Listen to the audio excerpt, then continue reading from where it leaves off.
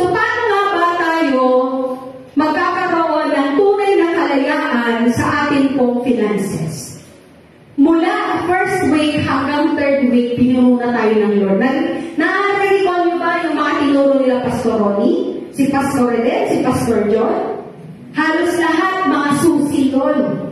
Kailangan mong gamitin para mabuksan. Amen po ba?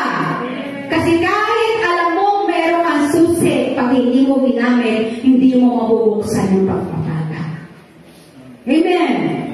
Amen. So, unang-una, makita po natin, know that God is the source of all.